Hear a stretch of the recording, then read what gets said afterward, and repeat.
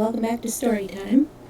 So this is part 2 of Heidi, and it looks like we should be able to finish the whole book in 3 streams, as in a 3-part thing. So today will be part 2, Thursday will be part 3, and we should be able to finish it then. Then I'm not sure what we're going to read, but we'll come to that later. We have plenty to choose from. I was thinking as I was reading this and also Sherlock Holmes on Sunday for the Older Ages stream that I really should put a disclaimer, and I've already started working on the artwork for it, that all of these books are 100 or more years old, and so their beliefs, their terminology, all of that stuff doesn't necessarily coincide with mine. And I will read it as it is written. Hi, John, how are you? I will read it as it's written, except there are a few words that I refuse to say. So that being said, because Heidi does get very religious. Not like,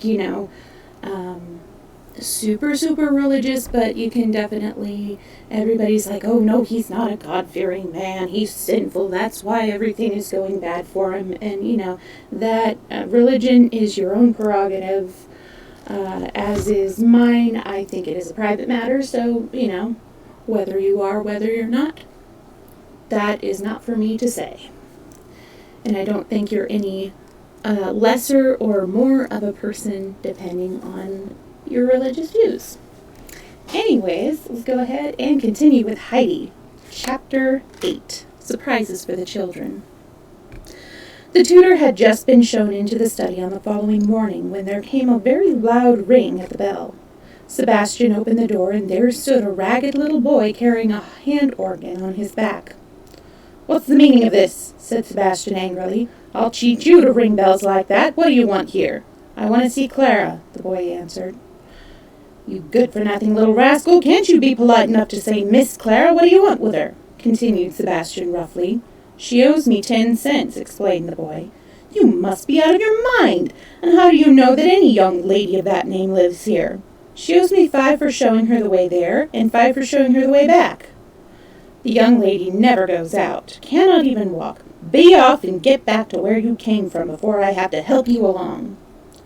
But the boy was not to be frightened away, and said in a determined voice, "But I saw her in the street, and can describe her to you. She has short, curly black hair and black eyes, and wears brown dress, and does not talk quite like we do." Hi, Corral, how are you doing? It would be helpful if they described at the beginning of the book how Heidi looks, because I obviously did not get her image right. That's good. I hope you're ready for some Heidi. We just started. We're on the very first page. "Oh-ho," thought Sebastian, laughing to himself. "The little miss has evidently been up to more mischief." Then, drawing the boy inside, he said aloud, "I understand now. Come with me and wait outside the door till I tell you to go in. Be sure you begin playing your organ the instant you get inside the room. The lady is very fond of music." Sebastian knocked at the study door, and a voice said, "Come in." "There is a boy outside who says he must speak to Miss Clara herself," Sebastian announced. Clara was delighted at such an extraordinary and unexpected message. "Let him come in at once," replied Clara. The boy was already inside the room, and according to Sebastian's directions, immediately began to play his organ. Miss Rottermeier, hearing the music, rushed into the room and saw the ragged boy turning away at his organ in the most energetic manner. Leave off at once," she screamed. But her voice was drowned by the music. She was making a dash for the boy when she saw something on the ground crawling towards her feet, a dreadful, dark object, a tortoise. At this sight, she jumped higher than she had for many long years before, shrieking with all her might, "Sebastian! Sebastian! Take them all out! Boy and animal, get them away at once!" she commanded him. Sebastian pulled the boy away, the latter having quickly caught up his tortoise, and when he had got him outside, he put something in his hand. There is 10 cents from Miss Clara and another 10 cents for the music. You did it all quite right." And with that, he shut the front door upon him. Quietness reigned again in the study, and lessons began once more. Miss Rottermeier now stayed in the study in order to prevent any further dreadful goings-on. But soon another knock came to the door, and Sebastian again stepped in, this time to say that someone had brought a large basket with orders that it was to be given at once to Miss Clara. "For me?" said Clara in astonishment, her curiosity very much excited. "Bring it in at once, that I may see what it is like." Oh, yeah, it is like. Sebastian carried in a large covered basket and retired. "I think the lessons had better be finished first before the basket is unpacked," said Miss Rottermeier. Clara could not conceive what was in it, and cast longing glances towards it. In the middle of one of her declensions, she suddenly broke off and said to the tutor, "Mayn't I just give one peep inside to see what is in it before I go on?" "On some considerations I am for it, on others against it," he began in answer. "For it, on the ground that if your whole attention is directed to the basket—" But the speech remained unfinished. The cover of the basket was loose, and at this moment 1, 2, 3, and then 2 more kittens came suddenly tumbling onto the floor and racing about the room in every direction. They jumped over the tutor's boots, climbed up Miss Rottermeier's dress, rolled about her feet, sprang up onto Clara's couch, scratching, scrambling, and mewing. Clara kept on exclaiming, "Oh, the dear little things, how pretty they are! Look, Heidi, at this one! Look, that one over there!" And Heidi, in her delight, kept running after them first into one corner and then into the other. The tutor stayed up by the table, not knowing what to do. Miss Rottermeier was unable at first to speak at all, so overcome was she with horror, and she did not dare rise from her chair for fear that all the dreadful little animals should jump upon her at once. At last she found voice to call loudly, "Tinette! Tinette! Sebastian! Sebastian!" They came in answer to her summons and gathered up the kittens. By degrees they got them all inside the basket again, and then carried them off to put with the other 2. Miss Rottermeier learned that Heidi was to blame for having the kittens brought into the house, and she was very angry and said, "Adelaide, you little barbarian, you shall be put in a dark cellar with the rats and black beetles." Heidi listened in silence and surprise to her sentence, for she had never seen a cellar such as was now described. The place known as her grandfather's, as the cellar, where the fresh cheeses and the new milk were kept, was a pleasant and inviting place. Neither did she know at all what rats and black beetles were like. But now Clara interrupted in great distress. "No, Miss Rottermeier, you must wait till Papa comes home. He has written to say that he will soon be home, and then I will tell him everything, and he will say what is to be done with Heidi." Miss Rottermeier could not do anything against this superior authority, especially as the father was really expected very shortly. She rose and said with some displeasure, "As you will, Clara, but I too shall have something to say to Mr. Sessman." And with that she had left the room. 2 days now went by without further disturbance. Miss Rottermeier, however, could not discover her equanimity.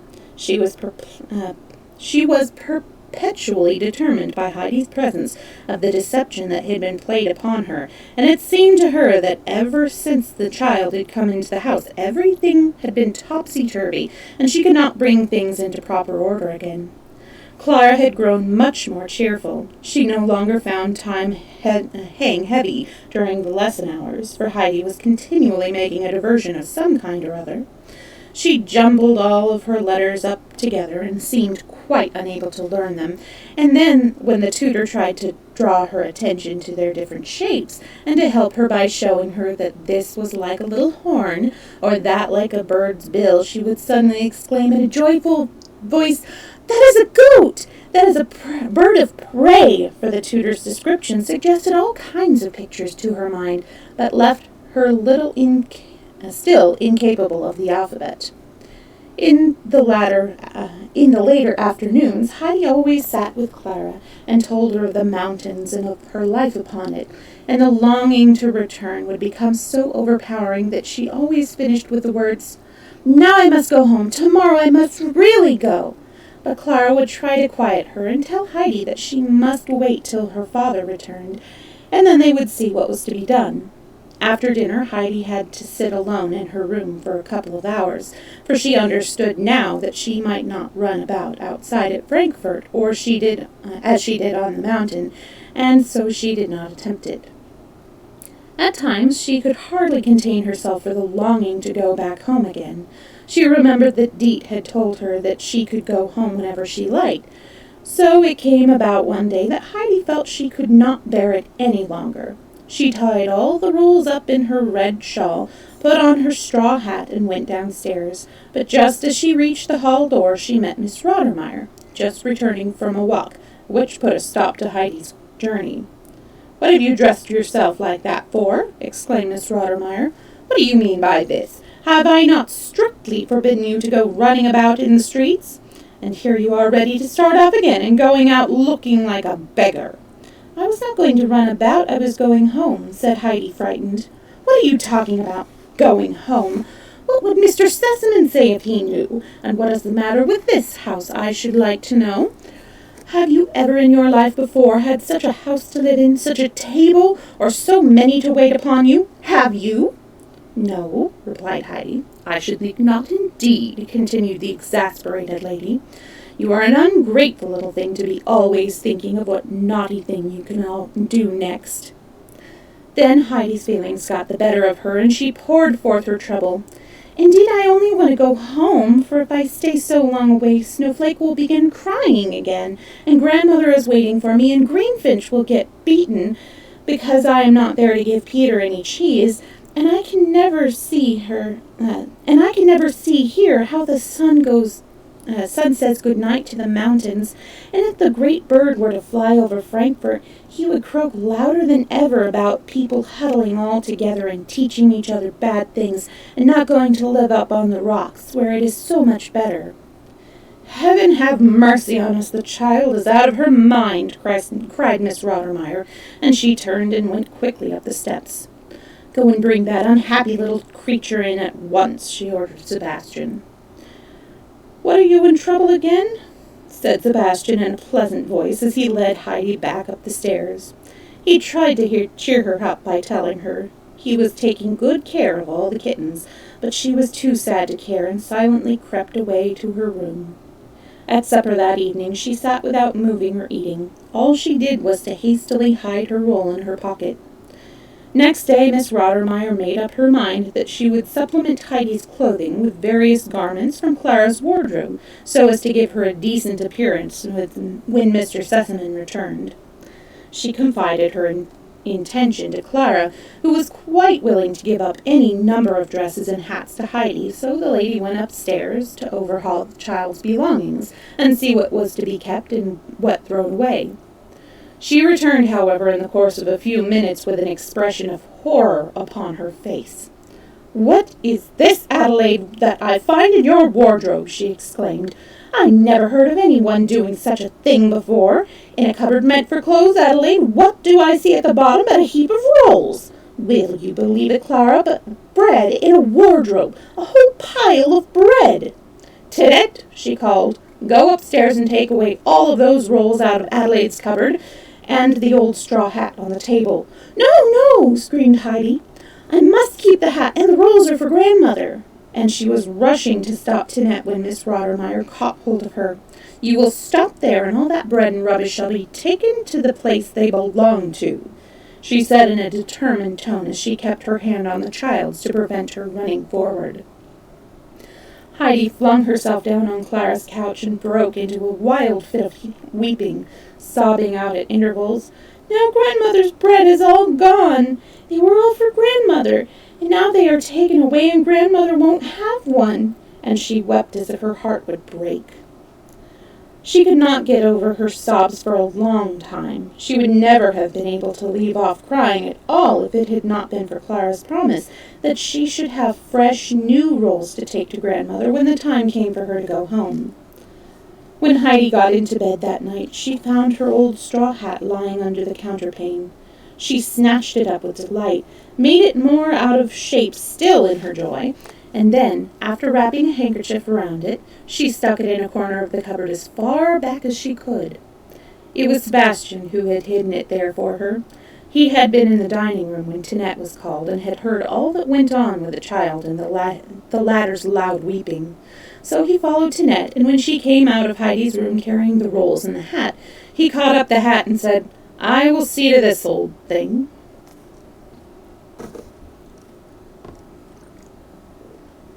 Chapter 9. Mr. Sessman takes Heidi's part. A few days after these events, there was great commotion and much running about and up and downstairs in Mr. Sessman's house.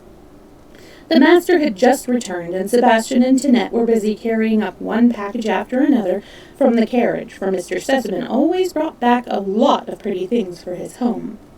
He himself had not waited to do anything before going in to see his daughter. Heidi was sitting beside her, for it was late afternoon, when the two were always together. Father and daughter greeted each other with warm affection, for they were deeply attached to one another. Then he held out his hand to Heidi, who had stolen away into the corner, and said kindly to her, "And this is our little Swiss girl. Come and shake hands with me. That's right. Now tell me, are Clara and you good friends with one another, or do you get angry and quarrel, and then cry and make it up, and then start quarreling again on the next occasion?" "No, Clara is always kind to me," answered Heidi. "And Heidi," put in Clara quickly, "has not once tried to quarrel." "That's all right, I'm glad to hear it," said her father, as he rose from his chair. "But you must excuse me, Clara, for I have had nothing to eat all day. Afterwards I will show you all the things I have brought home with me." "Hi, Snockings, are you pulling in my lap?" "Come in." He found Miss Rottermeier in the dining room, and when he had taken his place, she sat down opposite him, looking so gloomy that he turned to her and said, "What is the matter?" "Mr. Sessman," began the lady in a solemn voice, "we have been frightfully imposed upon." "Indeed, in what way?" asked Mr. Sessman as he went on calmly drinking his wine. "Well, I suppose I was getting a well-behaved and nicely brought-up little Swiss girl for Clara's companion, but I have been shockingly, disgracefully imposed upon." "But how? What is there shocking and disgraceful? I see nothing shocking in the child," remarked Mr. Sessman quietly. "If you only knew the kind of people and animals she has brought into the house during your absence, the tutor can tell you more about it." "Animals? What am I to understand by animals, Miss Rottermeier?" "It is past understanding. The whole behavior of the child would be past understanding if it were not that at times she is evidently not in her right mind." At that moment the door opened and the tutor was announced. "Ah, here is someone," exclaimed Mr. Sessman, "who will help to clear up matters for me. Take a seat," he continued as he held out his hand to the tutor. "And now tell me, what is the matter with this child that has come to be a companion to my daughter?" The tutor started in his usual style. "If I must give my opinion about this little girl, I should like first to state that, on one side, there is a lack of development which has been caused by the more or less careless way in which she has been brought up." "My good friend," interrupted Mr. Sessman, "are you giving yourself more trouble than you are giving yourself more trouble than you need. I only want to know what your opinion is as to her being a fit companion, or not, for my daughter." "I should like in any way to prejudice you against her," began the tutor once more, "for if on the one hand there is a certain inexperience of the ways of society, owing to the uncivilized life she has led up to the time of her removal to Frankfurt, on the other hand she is endowed with certain good qualities, and taken on the whole— excuse me, my dear sir, do not interrupt yourself, but I must— I think my daughter will be wanting me." And with that, Mr. Sessman quickly left the room and went into the study to talk to Clara. "And now, my dear," he said, drawing his chair nearer and laying her hand on his, "what kind of animals has your little companion brought into the house, and why does Miss Rottermeier think that she is not always in her right mind?" Clara had no difficulty in answering. She told her father everything about the tortoise and the kittens, and explained to him what Heidi had said the day Miss Rottermeier had been put in such a fright. Mr. Sessman laughed heartily at her recital. "So you do not want me to send the child home again?" he asked. "You are not tired of having her here?" "Oh, no, no!" Clara exclaimed. "Please do not send her away. Time has passed much more quickly since Heidi has been here, for something fresh happens every day, and it used to be so dull, and she has always so much to tell me." That evening, when Mr. Sessman and Miss Rottermeier were alone, settling the household affairs, he informed her that he intended to keep Heidi for his daughter liked her as a companion. "I desire," he continued, "that the child shall be in every way kindly treated, and that her peculiarities shall not be looked upon as crimes. If you find her too much for you alone, I can hold out a prospect of help, for I am expecting my mother here on a long visit, and she, as you know, can get along with anybody, whatever they may be like." "Oh, yes, I know," replied Miss Rottermeier, but there was no tone of relief in her voice as she thought of the coming help. Mr. Sessman was only home for a short time. He left for Paris again before the fortnight was over, comforting Clara with the prospect of her grandmother's arrival, which was to take place in a few days' time. Clara talked so much about her grandmother that Heidi began to also call her grandmamma, which brought forth a look of displeasure from Miss Rottermeier. As she was going to her room that night, Miss Rottermeier waylaid her and gave her strict orders not to call Mrs. Sessman grandmamma, but always to say madam. Chapter 10. Clara's Lovable Grandmother. There was much expectation and preparation about the house on the following evening, for Grandmother Sessman was coming. Tinette had a new white cap on her head, and Sebastian collected all the footstools he could find and placed them in convenient spots so that the lady might find one ready to her feet whenever she chose to sit. At last the carriage came driving up to the door, and Tinette and Sebastian ran down the steps, followed by the housekeeper, who advanced to greet the guest. Heidi had been sent up to her room and ordered to remain there until called down, as the grandmother would certainly like to see Clara alone first. Heidi sat herself down in a corner and repeated her instructions over to herself. She was not to wait long before Tinette put her head in and said abruptly, "Go downstairs into the study." Heidi had not dared to ask Miss Rottermeier again how she was to address the grandmother. She thought the lady had perhaps made a mistake, for she had never heard anyone called by other than their right name. As she opened the study door, she heard a kind voice say, "Ah, here comes the child. Come along and let me have a good look at you." Heidi walked up to her and said very distinctly in her clear voice, "Good evening, Mrs. Madame." "Well," said the grandmother, laughing, "is that how they address people in your home on the mountain?" "No," replied Heidi gravely. "I never knew anyone with that name before." "Nor I either," laughed the grandmother again as she patted Heidi's cheek. "Never mind, when I am with the children I am always grandmamma. You won't forget that name, will you?" "No, no," Heidi assured her. "I often used to say it at home." "I understand," said the grandmother with a cheerful little nod of her head. Then she looked more closely at Heidi, and the child looked back at her with steady, serious eyes, for there was something kind and warm-hearted about this newcomer that pleased Heidi, and indeed everything about the grandmother attracted her. She had such beautiful white hair, and two long lace ends hung down from the cap on her head and waved gently about her face every time she moved, as if a soft breeze were blowing round her, which gave Heidi a peculiar feeling of pleasure. "And what is your name, child?" the grandmother now asked. "I am always called Heidi, but as I am now to be called Adelaide, I will try and take care." Heidi stopped short, for Miss Rottermeier was at this moment entering the room.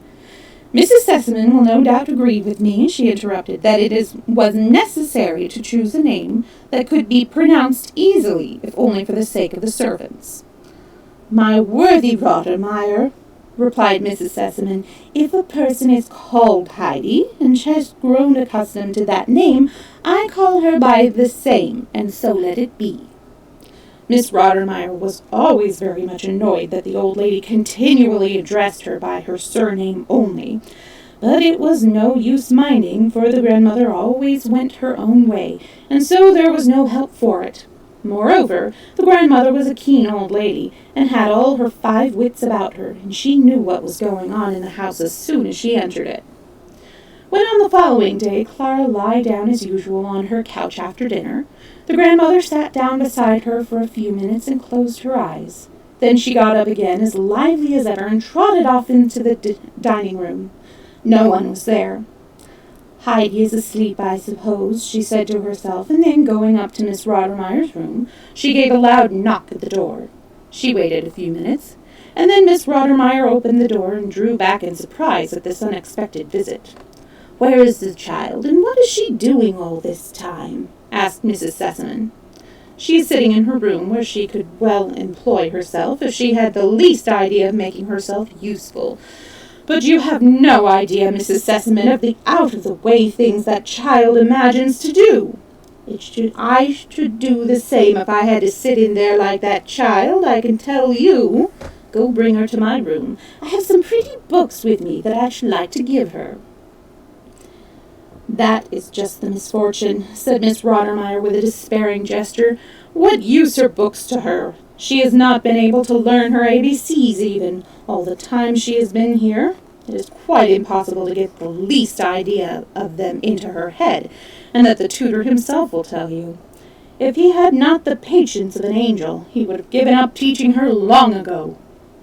"That is very strange," said Mrs. Sessman. "She does not look to me like a child who would be unable to learn her alphabet." Heidi now appeared and gazed with her open-eyed delight and wonder at the beautiful colored pictures in the books, which the grandmother gave her to look at. All of a sudden the child gave a start and burst into sobs, for she had turned to a picture of a green pasture full of young animals, some grazing and others nibbling at the shrubs. In the middle was a shepherd leaning upon his staff and looking on at his happy flock. The grandmother laid her hand kindly on Heidi's. "Don't cry, dear child, don't cry," she said. "The picture has reminded you perhaps of something, but see, there is a beautiful tale to the picture which I will tell you this evening, and there are other nice tales of all kinds to read and to tell again. But now we must have a little talk together, so dry your tears and come and stand in front of me and tell me how you are getting on in your school time. Do you like your lessons, and have you learned a great deal?" "Oh, no," replied Heidi, sighing.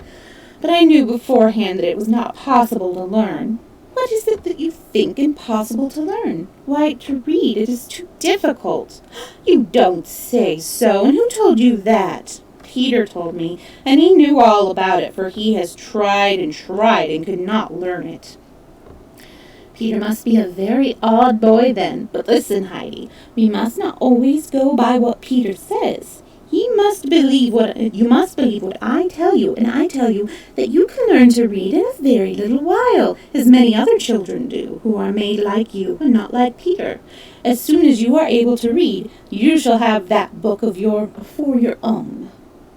Heidi had listened with eager attention to the grandmother's words, and now with a sigh exclaimed, "Oh, if only I could read now!" "It won't take you long now to learn, that I can see. And now you must go down to Clara, bring the books with you," and hand in hand the two returned to the study.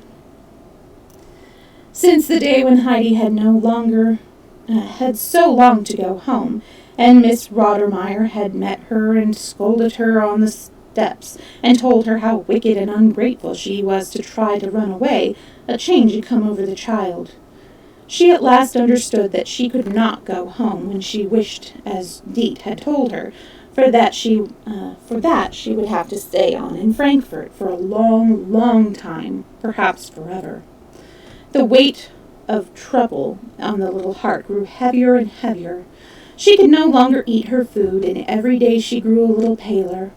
She lay awake for long hours at night, for as soon as she was alone and everything was still around her, the picture of the mountain with its sunshine and flowers rose vividly before her eyes, and when at last she fell asleep, it was to dream of the rocks and the snowfield turning crimson in the evening light, and waking in the morning, she would think herself back at the hut and prepare to run joyfully out into the sun. And then there was her large bed, and here she was in Frankfurt, far, far away from home. And Heidi would often lay her face down on the pillow and weep long and quietly so that no one else might hear her. Her unhappiness did not escape the grandmother's notice. One day she called her into her room and said, "Now tell me, Heidi, what is the matter? Are you in trouble?" But Heidi, afraid if she told the truth that the grandmother would think her ungrateful and would then leave off being so kind to her, answered, "I can't tell you." "Well, could you tell Clara about it?" "Oh, no, I cannot tell anyone," said Heidi in so positive a tone, and with a look of such trouble on her face, that the grandmother felt full of pity for the child. "Then, dear child, let me tell you what to do. You know that when you are in great trouble and cannot speak about it to anyone, you must turn to God and pray Him to help. You say your prayers every evening, do you not?" "No, I never say any prayers," answered Heidi. "Have you never been taught to pray, Heidi? Do you not even know what it means?" "I used to pray with the first grandmother, but that is a long time ago, and I have forgotten them." "That is the reason, Heidi, that you are so unhappy, because you know no one who can help you. Think what a comfort it is to be able to tell everything to God and pray Him for the help that no one else can give us. And He can aid us and give us everything that will make us happy again." A sudden gleam of joy came into Heidi's eyes. "May I tell him everything? Everything?" "Yes, everything, Heidi, everything." Heidi drew her hand away, which the grandmother was holding affectionately between her own, and said quickly, "May I go?" "Yes, of course," was the answer, and Heidi ran out of the room into her own, and sitting herself on a stool, folded her hands together and told God about everything that was making her so sad and unhappy, and begged Him earnestly to help her and to let her go home to her grandfather. It was about a week after this that the tutor informed Mrs. Sessman that Heidi had really learnt to read at last. "It is indeed truly marvelous," he said, "because she never seemed able to even learn her ABCs before. I had made up my mind to make no further attempts at the impossible, but to put the letters as they were before her without any dissertation as their origins and meanings. Now she has learned her letters and started at once to read correctly, quite unlike most beginners." That same evening, Heidi found the large book with the pictures lying on her plate when she took her place at table, and when she looked questioningly at the grandmother, the latter nodded kindly and said to her, "Yes, it's yours now." "Mine to keep always, even when I go home?" said Heidi, blushing with pleasure. "Yes, of course, yours forever," the grandmother assured her. "Tomorrow we will begin to read it." "But you are not going home yet, Heidi, not for years," put in Clara. "When grandmother goes away, I shall want you to stay on with me." When Heidi went to her room that night, she had another look at her book before going to bed, and from that day forth her chief pleasure was to read over and over again the tales which belonged to the beautiful pictures. Chapter 11. Homesickness. Every afternoon when Clara was resting after dinner, the grandmother would take Heidi to her own room where she had a lot of pretty dolls, and she showed her how to make dresses and aprons for them, so that the child learned how to sew and make all sorts of beautiful clothes for the little people. And then grandmother liked to hear her read aloud, and the oftener Heidi read her tales, the fonder she grew of them. But still, she never really looked happy, and her eyes were no longer bright. It was the last week of the grandmother's visit. She called Heidi into her room as usual one day after dinner, and the child came with her book under one arm. The old lady laid the book aside and said, "Now, my dear, tell me why you are not happy. Have you still the same trouble at heart?" Heidi nodded and replied, "Have you told God about it?" "Yes." And you pray every day that he will make things right and that you may be happy again? No, I have left off praying. Do not tell me that, Heidi. Why have you left off praying? Well, it is no use. God does not listen. Heidi went on in her agitated voice, and I can understand that when there are so many people in Frankfurt praying to him every evening, that he cannot attend to all of them. He certainly has not heard what I said to him. And why are you so sure of that, Heidi? Because I have prayed for the same thing every day for weeks, and yet God has not done what I asked. You are wrong, Heidi. You must not think of him like that. God is a good father to us all and knows better than we do what is good for us. He did not think what you have been praying for was good for you just now, but be sure he heard you, for he can hear and see every one at the same time because he is God and not a human being like you and me. Well, God is watching over you and looking to see if you will trust him and go on praying to him every day. You run away and leave off saying your prayers and forget all about him. You would not like to grieve God, would you, Heidi, when he only wants to be kind to you? So you will not go and ask him to forgive you and cannot continue to pray and to trust him, for you may be sure that he will make everything right and happy for you, and then you will be glad and light-hearted again. Heidi had perfect confidence in the grandmother, and every word she said sank into her heart. I will go at once and ask God to forgive me. Oh, Snockings, you're in my way. And I will never forget him again, she replied repentantly. And she ran away and prayed that she might always remember God and that he would go on thinking about her. The day came for grandmother's departure, a sad one for Clara and Heidi, but the grandmother was determined to make it as much like a holiday as possible, and not to let them mope, and she kept them so lively and amused that they had no time to think about their sorrow at her going until she really drove away. Then the house seemed so silent and empty that Heidi and Clara did not know what to do with themselves, and sat during the remainder of the day like two lost children. Many weeks passed away. Heidi did not know Heidi did not know if it was winter or summer, for the walls and windows she looked out upon showed no change, and she never went beyond the house except on rare occasions when Clara was well enough to drive out, and then they only went a very little way, as Clara could not bear the movement for long. On these occasions they generally only saw more fine streets and large houses and crowds of people. They seldom got anywhere beyond them, and grass and flowers, fir trees and mountains were still far away. Heidi's longing for the old familiar and beautiful things grew daily stronger, so that now only to read a word that recalled them to her remembrance brought her to the verge of tears, which she suppressed with difficulty.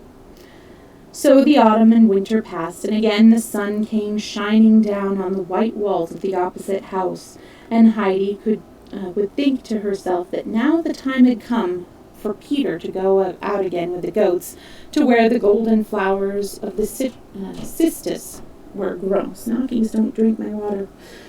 Of the cistus were growing in the sunlight, and all the rocks around turned to fire at sunset. She would go and sit in a corner of her lonely room and put her hands up to her eyes that she might not see the sun shining on the opposite wall, and then she would remain without moving, battling silently with her terrible homesickness until Clara sent for her again. Chapter 12. My House is Haunted. For some days past, Miss Rottermeier had gone about rather silently and as if lost in thought. As twilight fell and she passed from room to room or along the long corridors, she was seen to look cautiously behind her and into the dark corners as if she thought someone was coming up silently behind her and might unexpectedly give her dress a pull. Nor would she now go alone into some parts of the house. If she visited the upper floors, where the grand guest chambers were, or had to go down into the large drawing room where every footstep echoed, she called Tinette to accompany her. For something very strange and mysterious was going on in Mr. Sessman's house. Every morning when the servants went downstairs, they found the front door wide open, although nobody could be seen far or near to account for it. During the first few days that this happened, every room and corner was searched in great alarm to see if anything had been stolen, for the general idea was that a thief had been hiding in the house and had gone off in the night with the stolen goods. But not a thing in the house had been touched. Everything was safe in its place. The door was doubly locked at night, and for further security the wooden bar was fastened across it, but it was no good. Next morning the door again stood open. At last, after a great deal of persuasion from Miss Rottermeier, Sebastian and John plucked up courage and agreed to sit up one night to watch and see what would happen. Miss Rottermeier hunted up several weapons belonging to the master, and gave these and a bottle of brandy to them, so that their courage might not faint if it came to a fright. On the appointed night, the two sat down and began at once to take some of the strengthening cordial, which at first made them very talkative, and then very sleepy, so that they leant back in their seats and became silent. As midnight struck, Sebastian roused himself and called to his companion, who, however, was not easy to wake, and kept rolling his head first to one side and then the other, and continuing to sleep. Sebastian began to listen more attentively, for he was wide awake now. He did not feel inclined to go to sleep again, for the stillness was ghostly to him, and he was afraid now to raise his voice to rouse John. So he would shake him gently to make him stir. At last, as one struck, John woke up and came back to the consciousness of why he was sitting in a chair instead of lying in his bed. He got up with a great show of courage and said, "Come, Sebastian, we must go out in the hall and see what is going on. We need not be afraid, just follow me." Whereupon he opened the door wide and stepped into the hall. Just as he did so, a sudden gust of air blew through the open front door and put out the light which John held in his hand. He started back, almost overturning Sebastian, whom he clutched and pulled back into the room, and then shutting the door quickly, he turned the key as far as he could make it go. Then he pulled out his matches and lighted his candle again. Sebastian, in the suddenness of the affair, did not know exactly what had happened, for he had not seen the open front door, or felt the breeze behind John's broad figure.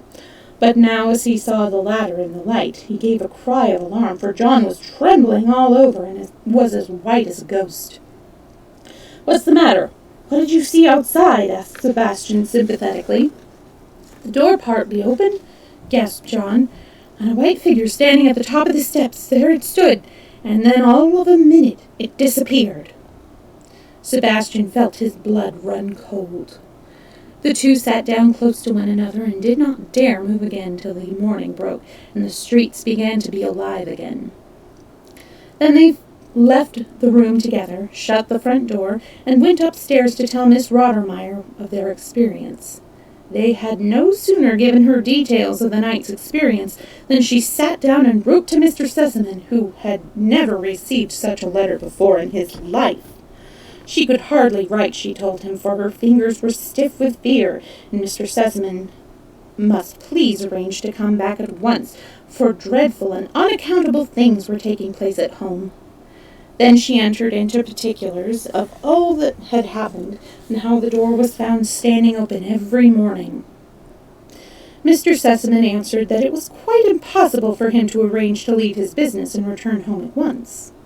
Miss Rottermeier, however, was determined not to pass any more days in a state of fear, and she knew the right course to pursue. She had as yet said nothing to the children of the ghostly apparitions, for she knew if she did that the children would not remain alone for a single moment, and that might entail discomfort for herself. But now she walked straight off into the study, and there in a low, mysterious voice told the two children everything that had taken place. Clara immediately screamed out that she could not remain another minute alone. Her father must come home. So Miss Rottermeier wrote another letter to Mr. Sessman, stating that these unaccountable things that were going on in the house had so affected his daughter's delicate constitution that the worst consequences might be expected. Epileptic fits and St. Vitus's dance often came on suddenly in cases like this, and Clara was liable to be attacked by either if the cause of the general alarm was not removed. The letter was successful, and 2 days later Mr. Sessman arrived home.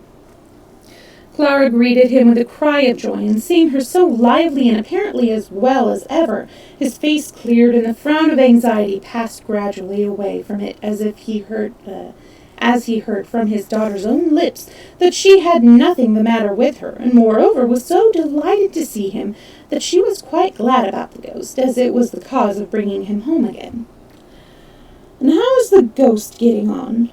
he asked, turning to Miss Rothermeier with a twinkle of amusement in his eye. "It is no joke, I assure you," replied that lady. "You will not laugh yourself tomorrow morning, Mr. Sessman. What is going on in the house points to some terrible thing that has taken place in the past and been concealed." "Well, I know nothing about that," said the master of the house, "but I must beg you not to bring suspicion on my worthy ancestors. And now will you kindly call Sebastian into the dining room, as I wish to speak to him alone." Mr. Sessman had been quite aware that Sebastian and Miss Rothermeier were not on the best of terms, and he had his idea about this scare. "Come here, lad," he said as Sebastian appeared, "and tell me frankly, have you been playing at ghosts to amuse yourself at Miss Rothermeier's expense?" "No, on my honor, sir." "Pray do not think it. I am very uncomfortable about the matter myself," answered Sebastian with unmistakable truthfulness. "Well, if that is so, I will show you and John tomorrow morning how ghosts look in the daylight. You ought to be ashamed of yourself, Sebastian, a great strong lad like you, to run away from a ghost. But now go and take a message to my old friend the doctor, give him my kind regards, and ask if he will come to me tonight at 9 o'clock without fail. I have come by express from Paris to consult him. I shall want him to spend the night here, so bad a case as it is, so will he arrange accordingly. You understand?" "Yes, sir," replied Sebastian. "I will see to the matter as you wish." Punctually at 9 o'clock, after the children and Miss Rothermeier had retired, the doctor arrived. He was a gray-haired man with a fresh face and 2 bright, kindly eyes. He looked anxious as he walked in, but on catching sight of his patient, burst out laughing and clapped him on the shoulder. "Well," he said, "you look pretty bad for a person that I am to sit up with all night." "Patience, friend," answered Mr. Sessman. "The one you have to sit up for will look a good deal worse when we have once caught him, for there is a ghost in the house." The doctor laughed again. "That's a nice way of showing sympathy, doctor," continued Mr. Sessman. "It's a pity my friend Rothermeier cannot hear you. She is firmly convinced that some old member of the family is wandering about the house doing penance for some awful crime he committed." "How did she become acquainted with him?" asked the doctor, still very much amused. So Mr. Sessman recounted to him how the front door was nightly opened by somebody, according to the testimony of the combined household. The whole thing was either a joke gotten up by some friend of the servants, just to alarm the household while he was away, or else it was a thief who, by leading everybody at first to think there was a ghost, made it safe for himself when he came later to steal, as no one would venture to run out if they heard him. The 2 took up their quarters for the night in the same room in which Sebastian and John had kept watch. The door was shut close to prevent the light being seen in the hall outside, which might frighten away the ghost. The gentlemen sat comfortably back in the armchairs and began talking of all sorts of things, now and then pausing to take a good draught of their wine, and so 12 o'clock struck before they were aware. "The ghost has got scent of us and is keeping away tonight," said the doctor. "Wait a bit. It does not generally appear before 1 o'clock, answered his friend. They started talking again. 1 o'clock struck. There was not a sound about the house, nor in the street outside. Suddenly, the doctor lifted his finger. "Hush, Sessman, don't you hear that?" They both listened, and they distinctly heard the bar softly pushed aside, and then the key turning in the lock, and the door opened. Mr. Sessman put out his hand for his revolver. "You are not afraid, are you?" said the doctor as he stood up. It is better to take precautions," whispered Mr. Sessman, and seizing one of the lights in his other hand, he followed the doctor, who, armed in like manner with a light and a revolver, went slowly on in front. They stepped into the hall. The moonlight was shining in through the open door, and fell on a white figure standing motionless in the doorway. "Who is there?" thundered the doctor in a voice that echoed through the hall as the two men advanced with lights and weapons towards the figure. It turned and gave a low cry. There, in her all-white nightgown, stood Heidi, with bare feet, staring with wild eyes at the lights and the revolvers, and trembling from head to foot like a leaf in the wind. The two men looked at one another in surprise. "Why, I believe it is Heidi," said the doctor. "Child, what does this mean?" said Mr. Sessman. "What do you want? Why did you come down here?" White with terror, and hardly able to make her voice heard, Heidi answered, "I don't know." But now the doctor stepped forward. "This is a matter for me to see to, Sessman. Go back to your chair. I must take the child upstairs to her bed." But now the doctor stepped forward. "Oh, no, I already read that part." And with that, he put down his revolver and, gently taking the child by the hand, led her upstairs. "Don't be frightened," he said as they went up side by side. "It's nothing to be frightened about. It's all right. Only just go quietly." On reaching Heidi's room, the doctor put the candle down on the table, and taking Heidi up in his arms, laid her on the bed and carefully covered her over. Then he sat down beside her and waited until she had grown quieter and no longer trembled so violently. He then took her hand and said in a kind, soothing voice, "There, now you feel better, and now tell me where you were wanting to go." "I did not want to go anywhere," said Heidi. "I did not know I went downstairs, but all at once I was there." "I see. And had you been dreaming so that you seemed to see and hear something very distinctly?" "Yes, I dream every night, and always about the same things. I think I am back with grandfather, and I hear the sound in the fir trees outside, and I see the stars shining so brightly, and then I open the door quickly and run out, and it is all so beautiful. But when I wake, I am still in Frankfurt." And Heidi struggled as she spoke to keep back the sobs which seemed to choke her. "And have you no pain anywhere? No pain in your head or back?" "No, only a feeling as if there was a great stone weighing on me here." "As if you had eaten something that would not go down?" "No, not like that. Something heavy, as if I wanted to cry very much." "I see. And then do you have a good cry?" "Oh, no, I mustn't. Miss Rottermeier forbade me to cry." "So you swallowed all down, I suppose. Are you happy here in Frankfurt?" "Yes," was the low answer, but it sounded more like no. "And where did you live with your grandfather?" "Up on the mountain." "That wasn't very amusing. Rather dull at times, eh?" "Oh, no, it was beautiful. Beautiful." Heidi could go on no further in remembrance of the past. The excitement she had just gone through, the long suppressed weeping, were too much for the child's strength. The tears began to fall fast, and she broke into violent weeping. The doctor patted her head kindly. There, go on crying. It will do you good, and then go back to sleep. It will be all right tomorrow."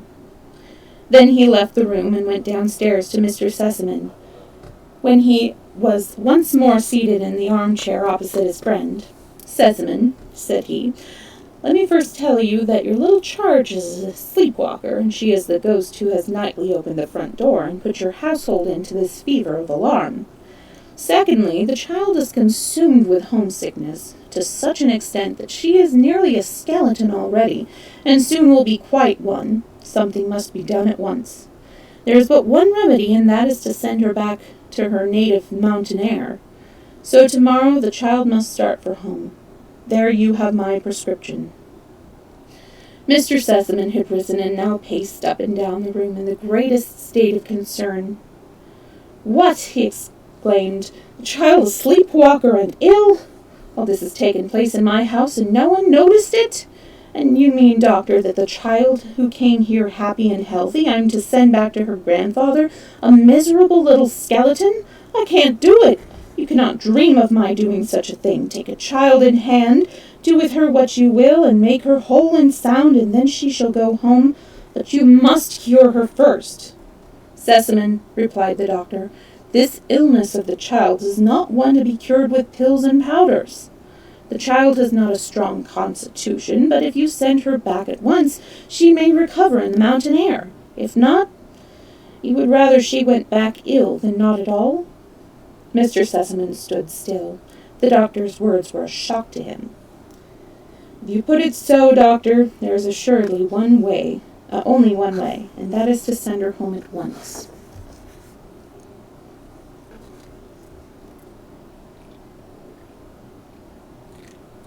Taking a small break to drink.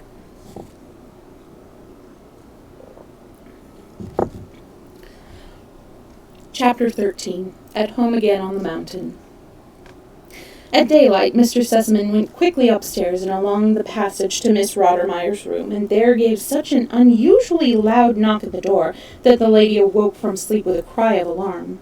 She heard the master of the house calling to her from the other side of the door. Please make haste and come down to the dining room. We must make ready for a journey at once. When Miss Rottermeier came down with everything well adjusted about her except her cap, which was put on Hyde's side before, Mr. Sessman began without delay to give her directions. She was to get out a trunk and pack up all the things belonging to Heidi and a good part of Clara's clothes as well, so that the child might take home proper apparel. Miss Rottermeier stood as if rooted to the spot and stared in astonishment at Mr. Sessman. She had quite expected a long private account of some terrible, ghostly experience of his during the night. But Mr. Sessman had no thought or time for explanations, and left her standing there while he went to speak to Clara.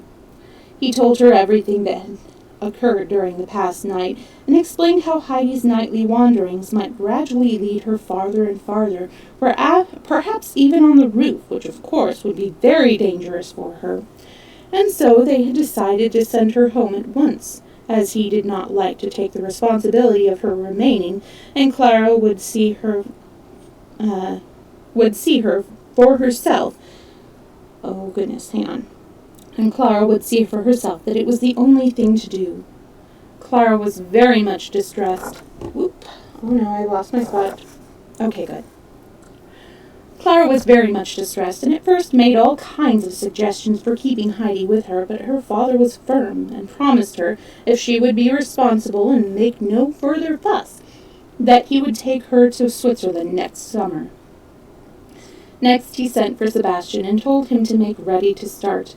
He was to travel with Heidi as far as Basel that day, and the next day take her home. He would give him a letter to carry to the grandfather, which would explain everything, and he could then return to Frankfurt. But there is one thing in particular which I wish you to look after, said Mr. Sessman in conclusion. When you reach the hotel, go at once into the child's room, and see that the windows are all firmly fastened, so that they cannot be easily opened. After Heidi is in bed, lock the door of her room on the outside, for the child walks in her sleep, and might run into danger in a strange house if she went up wandering downstairs and tried to open the front door. So, do you understand? Come on, Snockings. Quit whining and get in my lap. Come on. Sorry about the break here. Snockings. Come on. Okay, well, she's decided she's just going to stare at me awkwardly. Oh, then that was it, exclaimed Sebastian, for now a light was thrown on the ghastly visitations. Yes, that was it. You are a coward, and you may tell John he is the same, and the whole household a pack of idiots. And with this Mr. Sessman went off to his study to write a letter to Almunkel. Meanwhile, Heidi was standing expectantly dressed in her Sunday frock, waiting to see what would happen next, for Tinette had awakened her with a shake and put on her clothes without a word of explanation. The little uneducated child was far too much beneath her for Tinette to speak to. When she appeared at the breakfast table, Mr. Sessman said, "You are going home today, little one." "Home?" murmured Heidi in a low voice, turning pale. She was so overcome that for a moment or two she could hardly breathe. "Don't you want to hear more about it?" "Oh, yes, yes!" exclaimed Heidi, her face now rosy with delight. "All right, then," said Mr. Sessman as he sat down and made her a sign to do the same. "But now eat a good breakfast, and then off you go in the carriage." But Heidi could not swallow a morsel, though she tried to do what she was told. She was in such a state of excitement that she hardly knew if she was awake or dreaming, or if she would again open her eyes to find herself in her nightgown at the front door. "Tell Sebastian to take plenty of provisions with him," Mr. Sessman called out to Miss Rottermeier, who just then came into the room. "The child can't eat anything now, which is quite natural. Now run up to Clara and stay with her till the carriage comes round," he added kindly, turning to Heidi. Heidi had been longing for this and ran quickly upstairs. An immense trunk was standing open in the middle of the room. "Oh, Heidi!" cried Clara as she entered. "See all the things I have put in for you. Aren't you pleased?" And she ran over a list of things, dresses and aprons, handkerchiefs, and all kinds of working material. "And look here," she added as she triumphantly held up a basket. Heidi peeped in and jumped for joy, for inside of it were 12 beautiful round white rolls, all for grandmother. In their delight, the children forgot that the time had come for them to separate, and when someone called out, "The carriage is here," there was no time for grieving. Heidi ran to her room and to fetch her darling book. She knew no one could have packed that as it lay under her pillow, for she had kept it by her night and day. This was put in the basket with the rolls. Then she opened her wardrobe to look for another treasure, the old red shawl which had been left behind. Then she opened her wardrobe to look for another treasure, her old red shawl which had been left behind. Heidi wrapped it round her old hat and laid it on the top of the basket so that the red package was quite conspicuous. Then she put on her pretty hat and left the room. Miss Rottermeier was waiting at the top of the stairs to say good-bye to her. When she caught sight of the strange little red bundle, she took it out of the basket and threw it on the ground. "No, no, Adelaide," she exclaimed. "You cannot leave the house with that thing. What can you possibly want with it?" Heidi did not dare take up her little bundle, but she gave the master of the house an imploring look as if her greatest treasure had been taken from her. "No, no," said Mr. Sessman in a very decided voice. "The child shall take home with her whatever she likes, kittens and tortoises if it pleases her, and we need not put ourselves out about it, Miss Rottermeier." Heidi quickly picked up her bundle with a look of joy and gratitude. As she stood by the carriage door, Mr. Sessman gave her his hand and said he hoped she would remember him and Clara. He wished her a happy journey, and Heidi thanked him for all his kindness and added, "And please say good-bye to the doctor for me and give him many, many thanks," for she had not forgotten that he had said to her the night before, "It will be all right tomorrow," and she rightly divined that he had helped to make it so for her. Heidi was now lifted into the carriage, and then the basket and the provisions were put in, and finally Sebastian took his place. Then Mr. Sessman called out once more, "A pleasant journey to you," and the carriage rolled away. Heidi was soon sitting in the railway carriage, holding her basket tightly on her lap. She would not let it out of her hands for a moment, for it contained the delicious rolls for grandmother, so she must keep it carefully, and even peep inside it from time to time to enjoy the sight of them. For many hours she sat as still as a mouse. Only now she was beginning to realize that she was going home to the grandmother, the mountain, the grandfather, and Peter. All of a sudden she said anxiously, "Sebastian, are you sure the grandmother on the mountain is not dead?" "No, no," said Sebastian, wishing to soothe her. "We will hope not. She is sure to be alive still." Then Heidi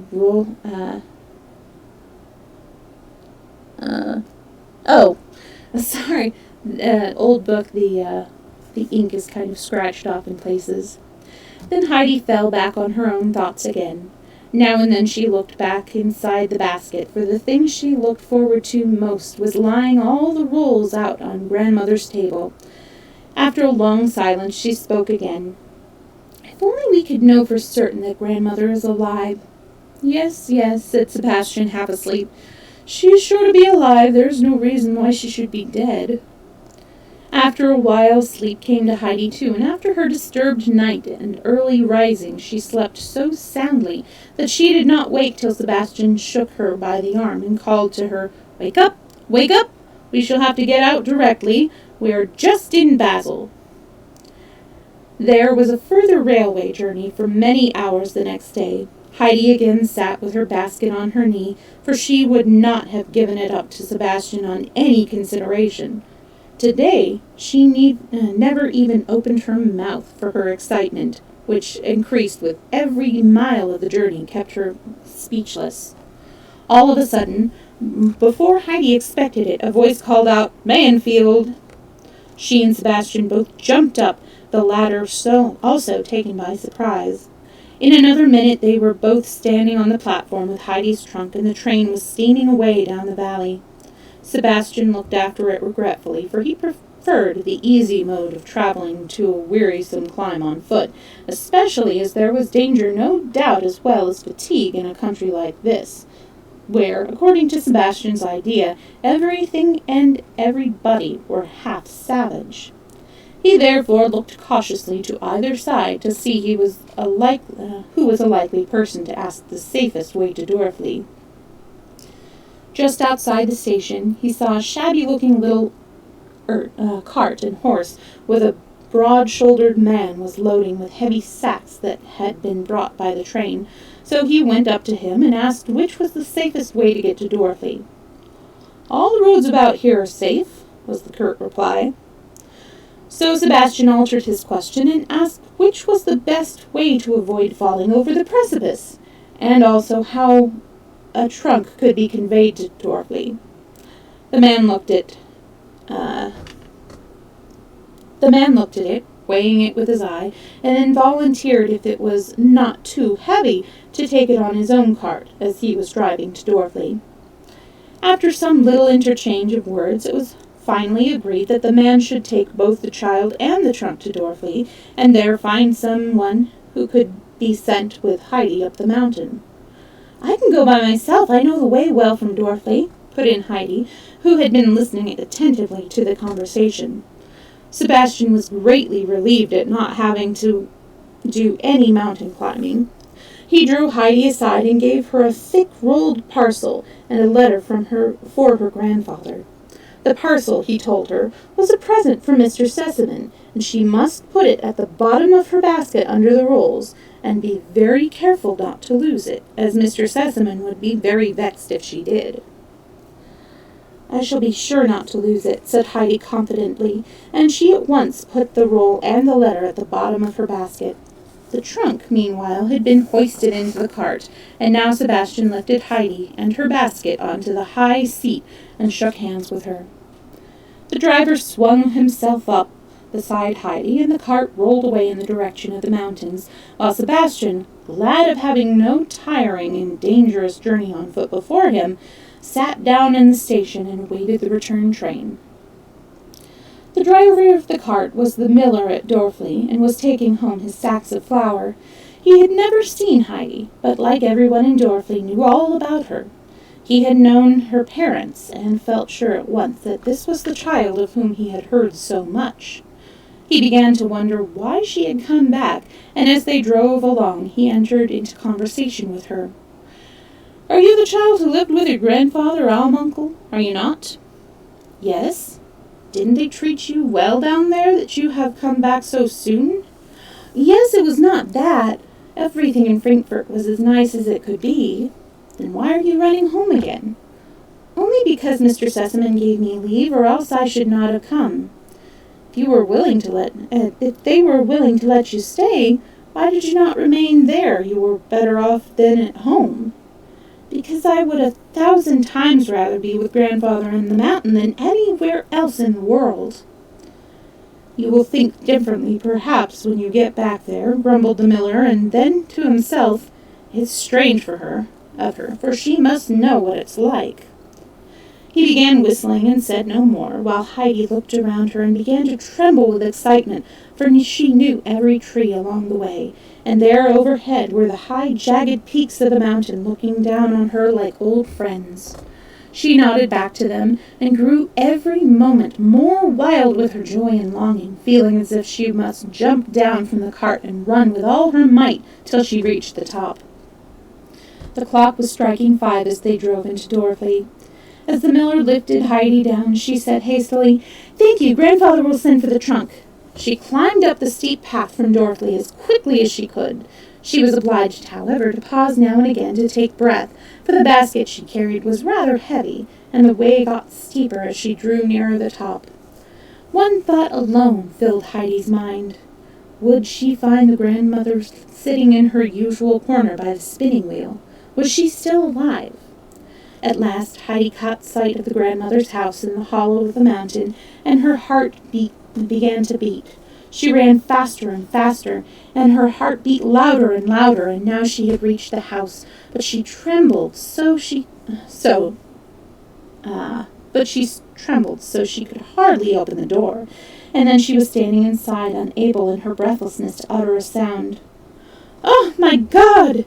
cried a voice from the corner. "That was how Heidi used to run in. If only I could have her with me once again. Who is it?" "It's I, grandmother," cried Heidi as she ran and flung herself on her knees beside the old woman, and seizing her hands clung to her, unable to speak for joy. And the grandmother herself could not say a word for some time, so unexpected was this happiness. But at last she put out her hand and stroked Heidi's curly hair and said, Yes, that is her hair and her voice. Oh, thank God that he has granted my prayer." And tears of joy fell from the blind eyes onto Heidi's hand. "Is it really you, Heidi? Have you really come back to me?" "Yes, grandmother, I really am here," answered Heidi in a reassuring voice. "Do not cry, for I have really come back, and I am never going away again, and I shall come every day to see you, and you won't have any more hard bread to eat for some days, for look! And Heidi took the rolls from the basket and piled the whole 12 up on grandmother's lap. "Oh, child, what a blessing you bring with you!" the old woman exclaimed, as she felt and seemed never to come to the end of the rolls. "But you yourself are the greatest blessing." Then Heidi told her how unhappy she had been, thinking that the grandmother might die while she was away and would never have her white rolls, and that then she would never see her again. Peter's mother came in and stood for a moment overcome with astonishment. "Why, it's Heidi!" she exclaimed. Heidi stood up, and Brigitte could not say enough to her admiration of the child's dress and appearance. She walked round her, exclaiming all the while, "Grandmother, if you could only see her, and see what a pretty frock she has on, you would hardly know her again. And the hat with the feather in it is yours too, I suppose?" "Put it on that I may see how you look in it." "No, I would rather not," replied Heidi firmly. "You can have it if you like. I do not want it. I have my own still." And Heidi, so saying, undid her red bundle and took out her own hat, which had become a little more battered still during the journey.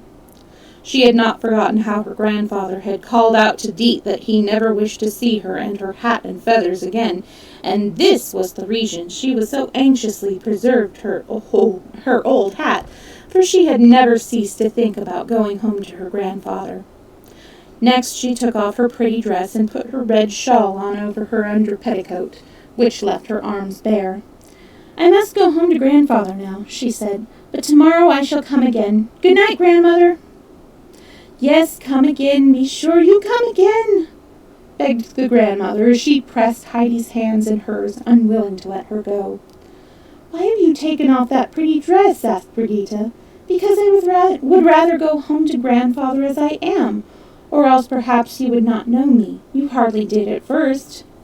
Brigitte went with her to the door, and there said in rather a mysterious voice, You must be careful, for Peter tells me that Uncle's always now in a bad temper and never speaks." Heidi bid her good night and continued her way up the mountain, her basket on her arm. Soon she caught sight of the tops of the fir trees above the hut roof, then the roof itself, and at last the whole hut, and there was Grandfather sitting in as in old days, smoking his pipe, and she could see the fir trees waving in the wind. Quicker and quicker went her little feet, and before Uncle had time to see who was coming, Heidi had rushed up to him, thrown down her basket, and flung her arms around his neck, unable, in the excitement of seeing him again, to say more than "Grandfather!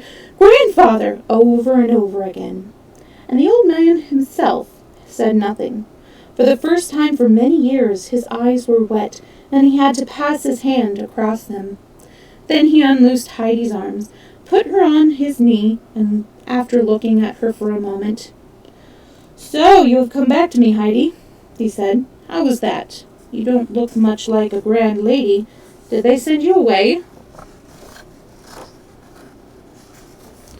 "Oh, no, Grandfather," said Heidi earnestly. "You must not think that. They were all so kind, Clara and Grandmama and Mr. Sessman. But you see, Grandfather, I used to think that I should die, for I felt as if I could not breathe, but I never said anything because it would have been ungrateful. And then suddenly one morning, quite early, Mr. Sessman said to me, but I think it was partly the doctor's doing, but perhaps it's all in the letter," said Heidi, jumping down and fetched the roll and the letter, and handed them both to her grandfather. "That belongs to you," he said, laying the roll of money down on the bench beside him. Then he opened the letter, read it through, and without a word put it in his pocket. "Do you think you can still drink milk with me, Heidi?" he said, taking the child by the hand to go into the hut. "But bring your money with you. You can buy a bed and some clothes and dresses for a couple of years with it." "I'm sure I do not want it," replied Heidi. "I've got a bed already, and Clara has put such a lot of clothes in my trunk that I should never want any more." "Take it and put it in the cupboard. You will want it some day, I have no doubt."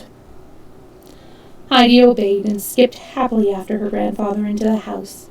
She ran into all the corners, delighted to see everything again, and then went up the ladder. But there she came to a pause, and called down in a tone of surprise and distress, "Oh, Grandfather, my bed's gone!"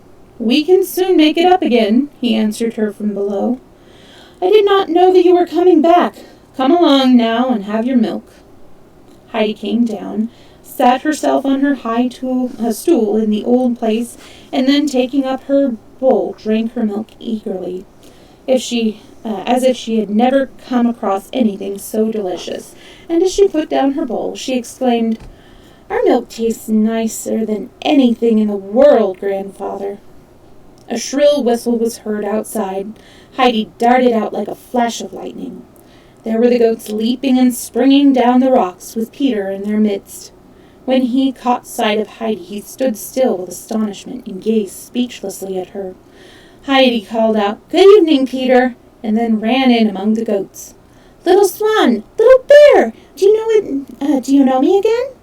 And the animals evidently recognized her voice at once, for they began rubbing their heads against her and bleating loudly as if for joy, and as she called the other goats by name, one after the other, they still came scampering towards her, helter-skelter, and crowded around her.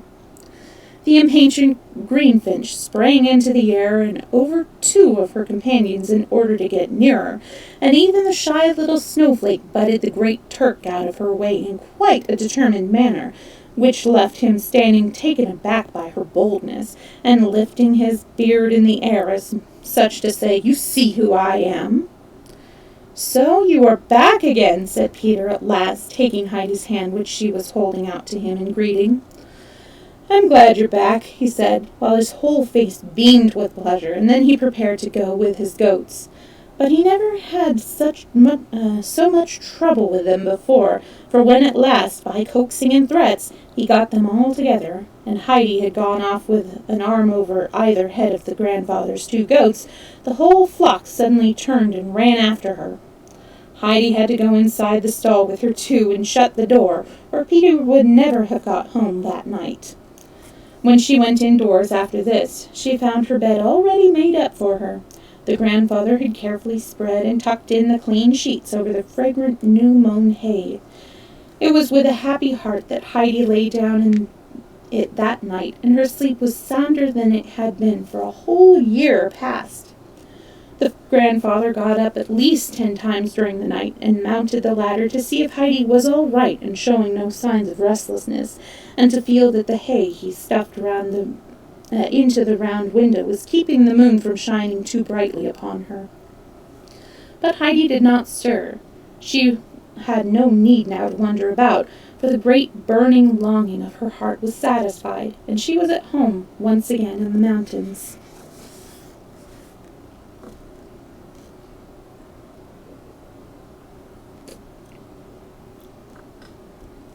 Chapter 14. The Coat with the Silver Buttons. The next afternoon, Heidi was standing under the waving trees, waiting for her grandfather, who was going down with her to grandmother's, and then on to Dorothy to fetch her trunk.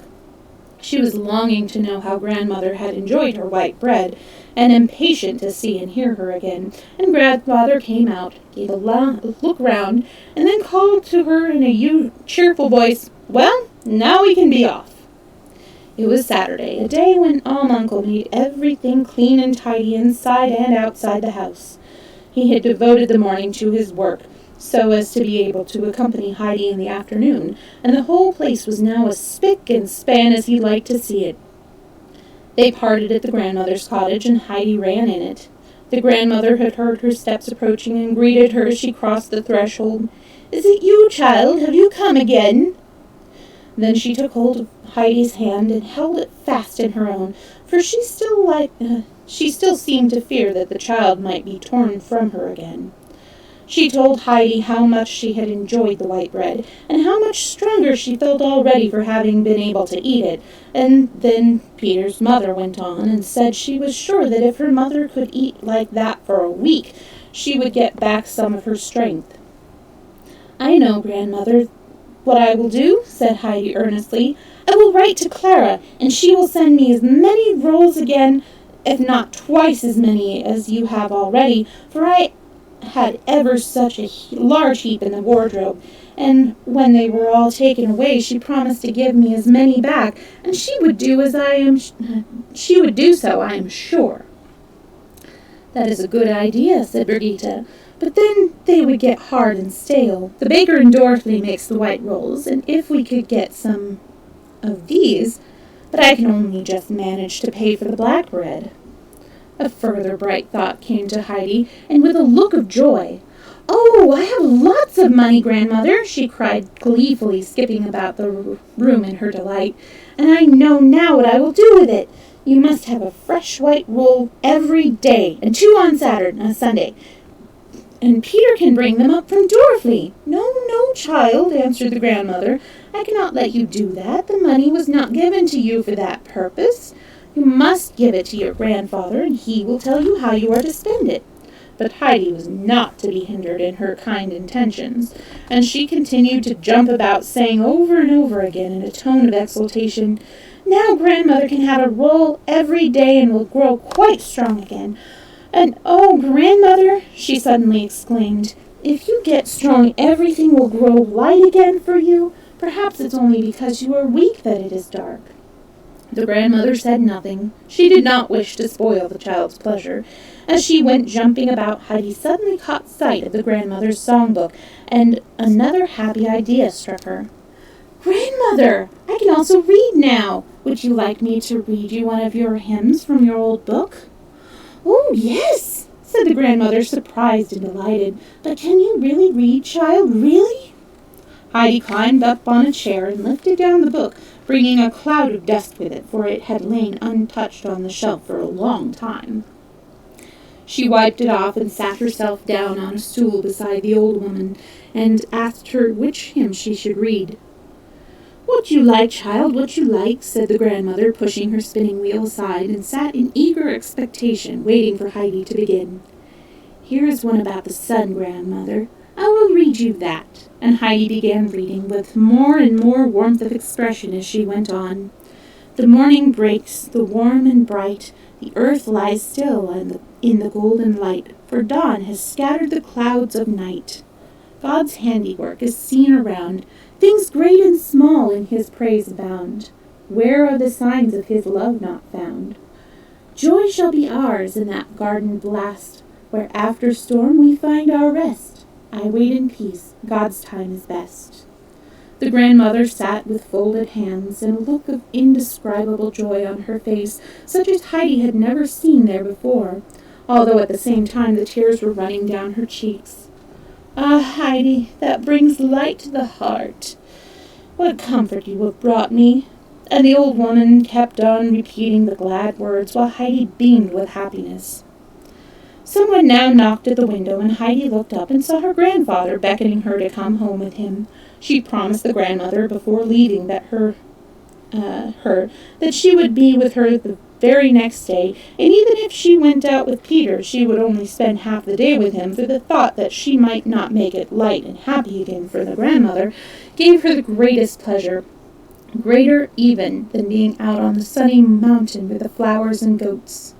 Heidi was so full of her morning's doings that she began at once to tell her grandfather all about them, how the white bread could be bought every day from Dorfley if there was money for it, and how the grandmother had all at once grown stronger and happier, and light had come to her.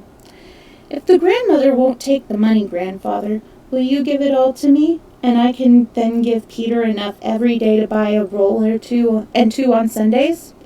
And how about the bed? Asked her grandfather. It would be nice for you to have a proper bed, and there would be plenty of bread. But Heidi, there would be plenty for the bread. But Heidi gave her grandfather no peace till he consented to do what she wanted.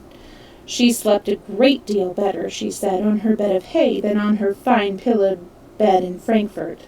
So at last he said, the money is yours, do what you like with it. You can buy bread for grandmother for years to come with it. Heidi shouted for joy at the thought that grandmother would never need to eat hard black bread any more. And, oh, grandfather, she said, everything is happier now than it ever has been in our lives before. And she sang and skipped along, holding her grandfather's hand as light-hearted as a bird. But all at once she grew quiet and said, if God had let me come home at once as I prayed, then everything would have been different. I should only have had a little bread to bring back to grandmother, and I should not have been able to read, which is such a comfort to her. So we will pray every day, won't we, grandfather, and never forget him again, or else he may forget us? And supposing one does forget him, said the grandfather in a low voice, then everything goes wrong, for God lets us then go where we like, and then we get poor and miserable and begin to cry about it. No one pities us, but they say, you ran away from God, and so God, who could have helped you, left you to yourself. That is true, Heidi. Where did you learn that? From Grandmama Sessman. She explained it all to me. The grandfather walked on for a little while without speaking. Then he said, as if following his own train of thought, and if it once is so, it is always so. No one can ever go back, and he whom God has forgotten is forgotten forever. Oh, no, grandfather, we can go back, for Grandmama told me so, and so it was in the beautiful tale in my book. But you have not heard that yet, but we shall go home directly, and then I will read it to you, and you will see how beautiful it is. And in her eagerness, Heidi struggled faster and faster up the steep ascent, and they were no sooner at the top than she let her grandfather's hand go. Oh my goodness, sorry. And they were no sooner at the top than she let go her grandfather's hand and ran into the hut. The grandfather slung the basket off his shoulders, in which he had brought up a part of the contents of the truck, which was too heavy to carry up as it was. Then he sat down on his seat and began thinking. Heidi soon came running out with her book under her arm, and in a sympathetic voice began to read the story of the prodigal son. "Isn't that a beautiful tale, Grandfather?" said Heidi as the latter continued to sit without speaking, for she had expected him to express pleasure and astonishment. "You're right, Heidi. It is a beautiful tale," he replied, but he looked so grave as he said it that Heidi grew silent herself and sat looking quietly at her pictures. A few hours later, as she lay fast asleep on her bed, the grandfather went up the ladder and put his lamp down near her bed so that the light fell on the sleeping child. Her hands were still folded as if she had fallen asleep saying her prayers. An expression of peace and trust lay on the little face, and something in it seemed to appeal to the grandfather, for he stood a long time gazing down at her without speaking. At last he too folded his hands, and with bowed head said in a low voice, "Father, I have sinned against heaven and therefore thee, and I am not worthy to be called thy son." The 2 large tears rolled down the old man's cheeks. Next morning, while the sound of a few early bells was ringing up from the valley, the grandfather called to Heidi to put on her best frock, for they were going to church together. She was not long getting ready, for it was an unusual summons from her grandfather. She put on her smart Frankfurt dress and soon went down, but when she saw her grandfather, she stood still, gazing at him in amazement. "Why, Grandfather," she exclaimed, "I never saw you look like that before. And the coat with the silver buttons! Oh, you do look nice in your Sunday coat." The old man smiled and replied, "And you too. Now come along."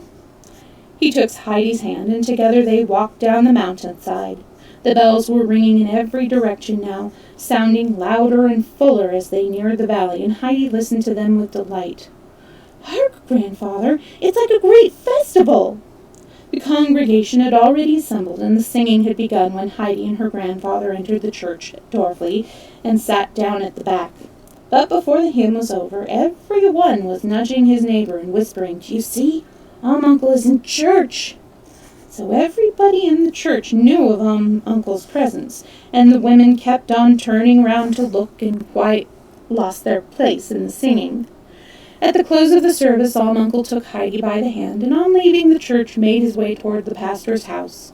The rest of the congregation looked curiously after him. Some even followed to see whether he went inside the pastor's house, which he did. Then they collected in groups and talked over this strange event, keeping their eyes on the pastor's door, watching to see whether Uncle came out looking angry and quarrelsome, or if the interview had been a peaceful one, for they could not imagine what had brought the old man down, and what it all meant. Some, however, adopted a new tone, and expressed their opinion that Uncle was not so bad after all as they thought, for see how carefully he took the little one by the hand. And others responded and said that they had always thought people had exaggerated about him, that if he was so downright bad, he would be afraid to go inside the pastor's house. Meanwhile, Uncle had gone into the pastor's house and knocked at the study door. The pastor came out and shook hands warmly with him, and Uncle was unable at first to speak, for he had not expected such a friendly reception. At last he collected himself and said, "I've come to ask you, Pastor, to forget the words that I spoke to you when you called on me, and to beg you not to owe me ill will for having been so obstinately set against your well-meant advice. You were right and I was wrong, but I have now made up my mind to follow your advice and to find a place for myself at Dorfli for the winter. But the child is not strong enough to stay in the bitter cold up on the mountain.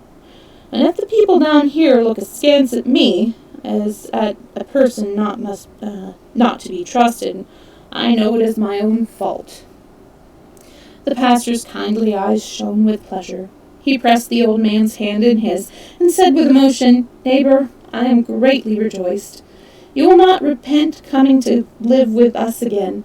As for myself, you will always be welcome as a dear friend and neighbor, and I look forward to our spending many a pleasant winter evening together, and we will find some nice friends, too, for the little one." And the pastor laid his hand kindly on the child's curly head, and took her by the hand as he walked to the door with the old man. She did not say good-bye to him till they were standing outside, so that all the people loitering about saw him shake hands as if parting reluctantly from his best friend. The door had hardly shut behind him before the whole congregation now came forward to greet Almuncle, everyone striving to be the first to shake hands with him. Most of his friends accompanied him and Heidi some way up the mountain, and each, as they bid him good-bye, made him promise that when he next came down, he would without fail come and call. As the old man at last stood alone with the child, watching their retreating figures, there was a light upon his face as if reflected from some inner sunshine of heart. Heidi, looking up at him with her clear, steady eyes, said, "Grandfather, you look nicer and nicer today. I never saw you quite look like that before." "Do you think so?" he answered with a smile. "Well, yes, Heidi, I am happier today than I deserve. Happier than I had thought possible. It is good to be at peace with God and man. God was good to me when he sent you to my hut." When they reached Peter's home with the grandfather opened the door and walked straight in. "Good morning, grandmother," he said. "I think we shall have to do some more patching up before the autumn wind comes." "Well, if it is not Uncle," cried the grandmother in pleased surprise. "That I should live to see such a thing. Now I can thank you for all that you have done for me. May God reward you. May God reward you." She stretched out a trembling hand to him, and the grandfather shook it warmly. At this moment, Peter rushed in, evidently in a great hurry, knocking his head violently against the door in his haste so that everything in the room rattled. Gasping and breathless, he stood still after this and held out a letter. This was another great event, for such a thing had never happened before. The letter was addressed to Heidi, and had been delivered at the post office in Dorothy. They all sat down round the table to hear what was in it, for Heidi opened it at once and read it without hesitation. The letter was from Clara, who wrote that the house had been so dull since Heidi left that she did not know what to do, and she had at last persuaded her father to take her to the baths in Ragaz in the coming autumn. Grandmamma had arranged to join them there, and they both were looking forward to paying her and her grandfather a visit. And Grandmamma sent a further message to Heidi, which was that the latter had done quite right to take the rolls to the grandmother, and so that she might not have to eat them dry, she was sending some coffee, which was already on its way, and Grandmamma hoped when she came to the in the autumn that Heidi would take her to see her old friend.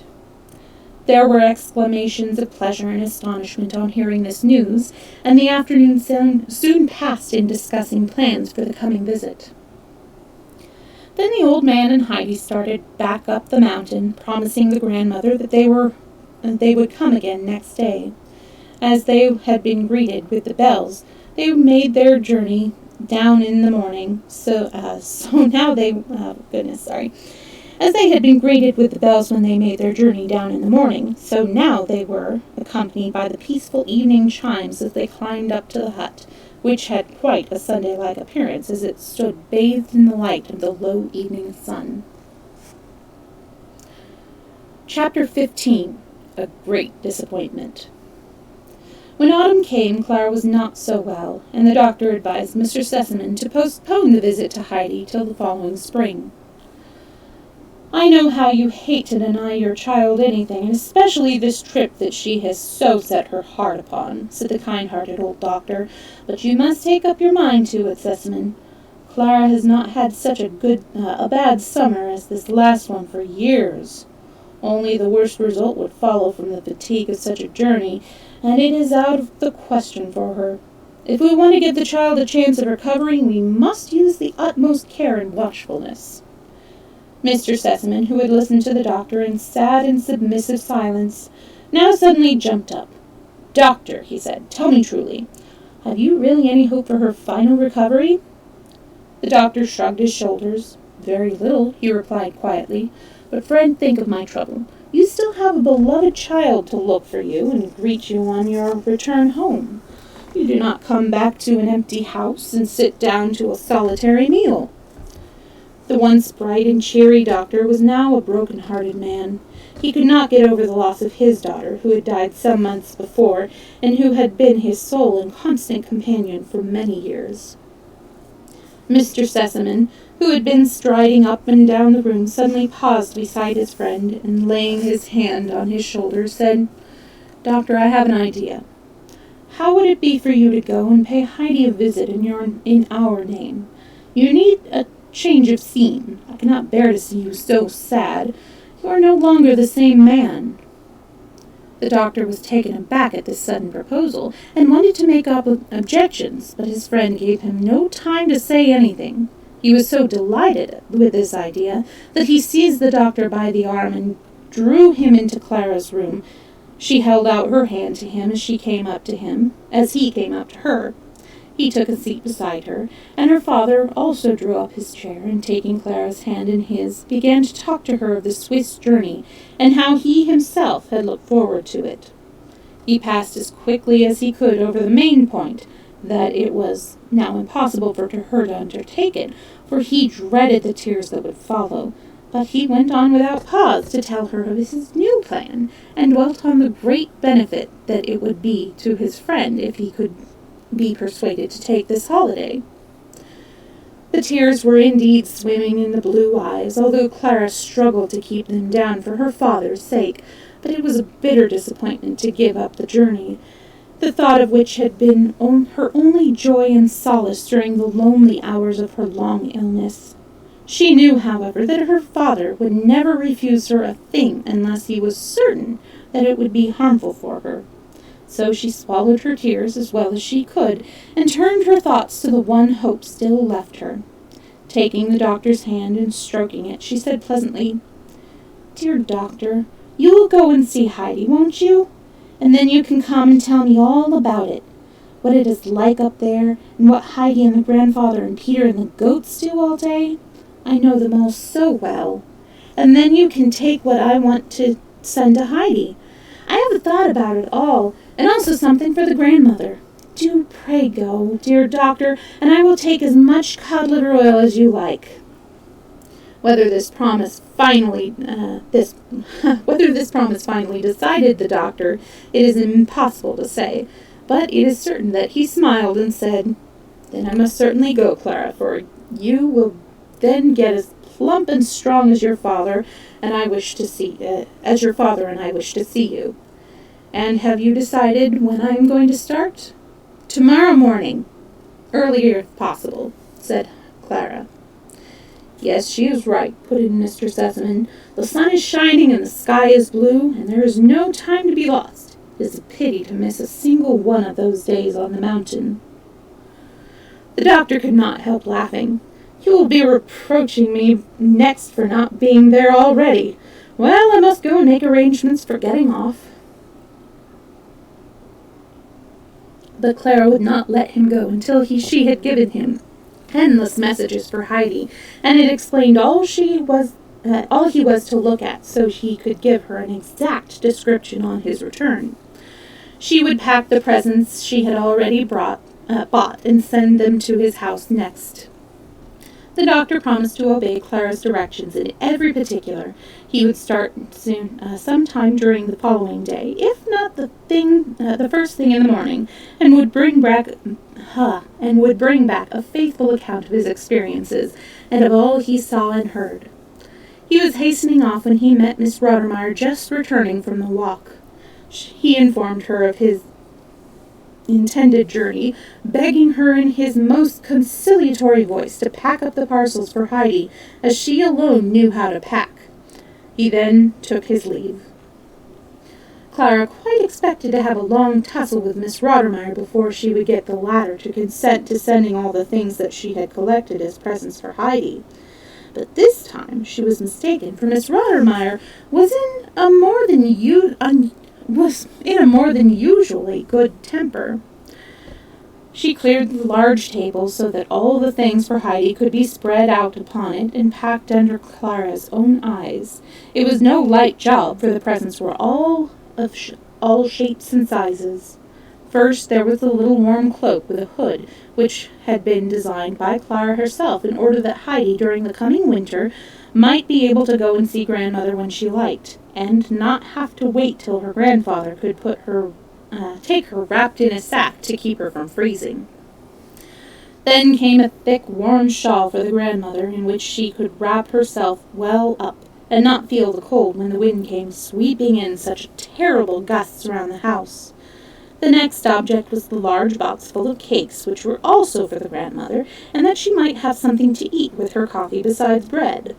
An immense sausage was the next article. This had been originally intended for Peter, who never had anything but bread and cheese, but Clara had altered her mind, fearing that in his delight he might eat it all up at once and make himself ill. So she arranged to send it to Brigitta, who could take some for herself and the grandmother and give Peter his portion out by degrees. A packet of tobacco was present for her grandfather, who was so fond of his pipe as he sat resting in the evening.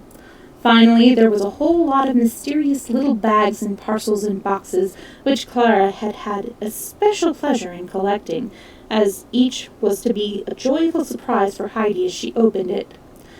The work came to an end at last, and Clara eyed the big box with pleasure, picturing Heidi's exclamations and jumps of joy and surprise when the huge parcel arrived at the hut. Sebastian came in, and lifting the package on to his shoulders, carried it off to be forwarded at once to the doctor's house. Chapter 16. The Doctor Comes with Presents. The early light of morning lay rosy red upon the mountains, and a fresh breeze rustled through the fir trees and set their ancient branches waving to and fro. The sound awoke Heidi, and she jumped out of bed and dressed herself as quickly as she could. When she went down her ladder, she found her grandfather had already left the hut. He was standing outside looking at the sky and examining the landscape as he did every morning to see what sort of weather it was going to be. Pink little clouds were floating over the sky that was growing brighter and bluer with every minute, while the heights in the meadowlands were turning gold under the rising sun, which was just appearing above the topmost peaks. "Oh, how beautiful! How beautiful! Good morning, Grandfather!" cried Heidi, running out. "What, you are awake already, are you?" he answered, giving her a morning greeting. Then Heidi ran round to the fir trees to enjoy the sound she loved so well, and with every fresh gust of wind which came roaring through their branches, she gave a fresh jump and cry of delight. Meanwhile, the grandfather had gone to milk the goats. This done, he brushed and washed them, ready for their mountain excursion, and brought them out of their shed. As soon as Heidi caught sight of them, she ran and embraced them, and they bleated in return, while they vied with each other in showing their affection by poking their heads against her and trying which could get nearest her. When the lively little bear gave rather too violent a thrust, she only said, "No, Little Bear, you are pushing like the Great Turk." And Little Bear immediately drew back his head and left off this rough attentions, while Little Swan lifted her head and put on an expression as much to say, "No one shall ever accuse me of behaving like the Great Turk." Peter's whistle was heard, and all the goats came along, leaping and springing, and Heidi soon found herself surrounded by the whole flock, pushing this way and that by their obstreperous greetings. That is an interesting word. At the last she managed to get through them to where Snowflake was standing, for the young goat had in vain striven to reach her. Peter now gave a last tremendous whistle in order to startle the goats and drive them off, for he wanted to get near himself to say something to Heidi. The goats sprang aside, and he came up to her. "Can you come out with me today?" he asked, evidently unwilling to hear her refuse. "I'm afraid I cannot, Peter," she answered. "I'm expecting them every minute from Frankfurt, and I must be at home when they come." "You have said the same thing for days now," grumbled Peter. "I must continue to stay till they come," replied Heidi. "How can you think, Peter, that I would be away when they come, as if I could do such a thing?" "They would find Uncle at home," he answered with a snarling voice.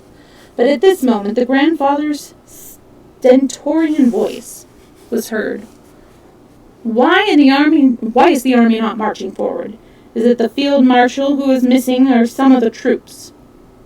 Whereupon Peter turned and went off, swinging his stick round that it whistled through the air, and the goats, who understood the signal, started at full trot for their mountain pasture, Peter following in their wake.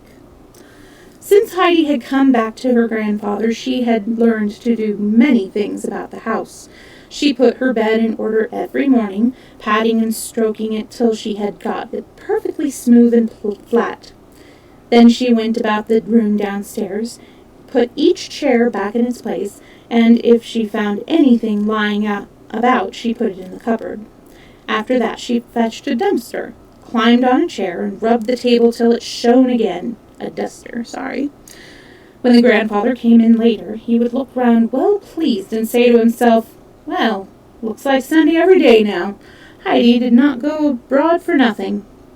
After Peter had departed, and she and her grandfather had breakfasted, Heidi began her daily work as usual, but she did not get on with it very fast. It was so lovely out of doors today, and every minute something happened to interrupt her in her work. Now it was a bright beam of sun shining cheerfully through the open window and seeming to say, "Come out, Heidi, come out." Heidi felt she could not stay indoors, and she ran out in answer to the call.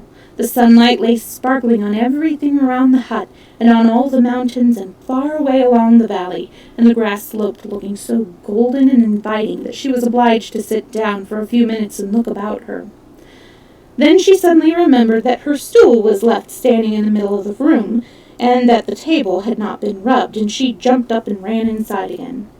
But it was not long before the fir trees began their song. Heidi felt it in all her limbs, and again the desire to run outside was irresistible, and she was off to play, and leaped to the tune of the waving branches. The grandfather, who was busy in his work-shed, stepped out from time to time, smiling to watch her in her gambols. He had just gone back to his work on one of these occasions, when Heidi called out, "Grandfather! Grandfather! Come, come!"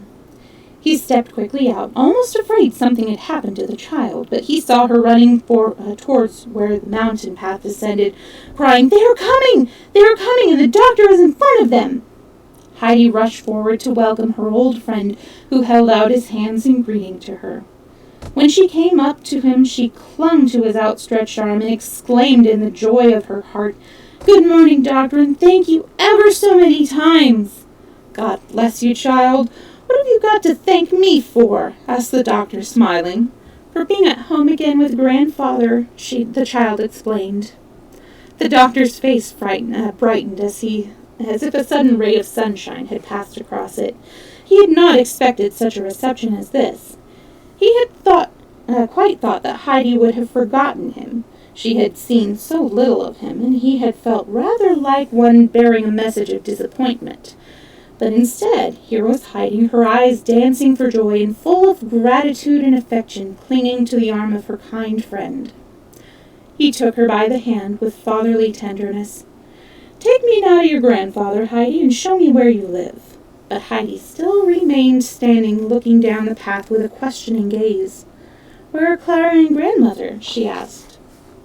"Now I have to tell you something which you will be sorry as I am about," answered the doctor. "You see, Heidi, I have come alone. Clara was very ill and could not travel, and so the grandmother stayed behind too. But next spring, when the days grow warm and long again, they are coming here for certain." Heidi stood motionless for a second or two, overcome by the unexpected disappointment. She suddenly remembered that the doctor had really come anyway. She lifted her eyes and saw the sad expression in his as he looked down at her. She had never seen him with that look on his face when she was in Frankfurt. It went to Heidi's heart, and she could not bear it to see anybody unhappy, especially her dear doctor. No doubt it was because Clara and grandmother could not come, and so she began to think how best she might console him. "Oh, it won't be very long to wait for spring, and then they will be sure to come," she said in a reassuring voice.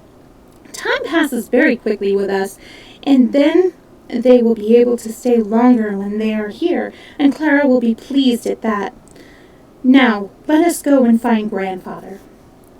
Hand in hand with her friend, she climbed up to the hut. She was so anxious to make the doctor happy again that she began once more assuring him that the winter passed quickly on the mountain, and that summer would be back again before they knew it, and she became so convinced of the truth of her own words, that she called out quite cheerfully to her grandfather as they approached. "They have not come today, but they will be here in a very short time." The doctor was no stranger to the grandfather, for the child had talked to him so much about her friend. The old man held out his hand to his guest in friendly greeting. Then the two men sat down in front of the hut. The doctor whispered to Heidi that there was something being brought up the mountain which had traveled with him from Frankfurt, and which would give her even more pleasure than seeing him. Heidi got into a great state of excitement on hearing this, wondering what it could be. The old man urged the doctor to spend as many of the beautiful autumn days on the mountain as he could, and at last to come up whenever it was fine. He could not offer him a lodging, as he had no place to put him. He advised the doctor, however, not to go back to Ragatz, but to stay in Dorfli, where there was a clean, tidy little inn. Then the doctor could come up every morning, which would do him no end of good, and if he liked, he, the grandfather, would act as his guide to any part of the mountains he would like to see. The doctor was delighted with this proposal, and it was settled that it should be as the grandfather suggested. Uncle now rose and went indoors, returning in a few minutes with a table which he placed in front of the seat. "There, Heidi, now run in and bring us what we want for the table," he said. "The doctor must take us as he finds us. If the food is plain, he will acknowledge that the dining room is pleasant." "I should think so indeed," replied the doctor as he looked down over the sunlit valley. "And I accept the kind invitation. Everything must taste good up here." Heidi ran backwards and forwards as busy as a bee and brought out everything she could find in the cupboard. The grandfather, meanwhile, had been preparing the meal, and now appeared with a steaming jug of milk and golden brown toasted cheese. Then he cut some thin slices from the meat he had cured himself in the pure air, and the doctor enjoyed his dinner better than he had for a whole year past. "Oh, Clara must certainly come up here," he said. "It would make her quite a different person, and if she could eat for any length of time as I have today, she would grow plumper than anyone has ever known her before." As he spoke, a man was seen coming up the path carrying a large package on his back. When he reached the hut, he threw it on the ground and drew in 2 or 3 good breaths of the mountain air. "Ah, here's what traveled with me from Frankfurt," said the doctor, rising, and he went up to the package and began undoing it, Heidi looking on in great expectation. After he had released it from its heavy outer covering, There, child," he said, "now you can go on unpacking your treasures to yourself." Heidi undid her presents, only one by one, until they were all displayed. She could not speak for wonder and delight. Not till the doctor opened the large box to show Heidi the cakes that were for the grandmother to eat with her coffee did she at last give a cry of joy, exclaiming, "Now grandmother will have such nice things to eat." And she went to pack everything up again and started at once to give them to her. But the grandfather said he should walk down with the doctor that evening, and she could go with them and take the things. Heidi next found the packet of tobacco, which she ran and gave to her grandfather. He was so pleased with it that he immediately filled his pipe with some, and the two men sat down together again, smoking, the smoke curling up from their pipes as they talked of all kinds of things, while Heidi continued to examine first one and then another of her presents. Suddenly she ran up to them, and standing in front of the doctor, waited till there was a pause in the conversation, and then said, "No, the presents have not given me more pleasure than seeing you, doctor." The two men could not help laughing, and the doctor answered that he should never have thought it. As the sun began to sink behind the mountains, the doctor rose, thinking it time to return to Dorfli and seek for quarters. The grandfather carried the cakes and the shawl and the large sausage, and the doctor took Heidi's hand as they all three started down the mountain.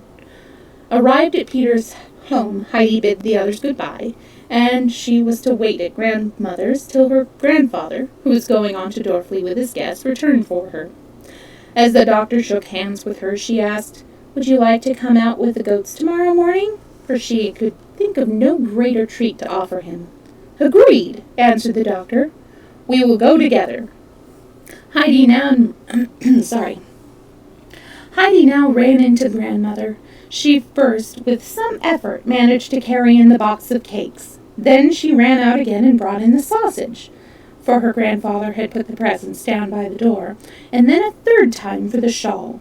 She placed them as close as she could to the grandmother, so that the latter might be able to feel them and understand what they were. The shawl she laid over the old woman's knees.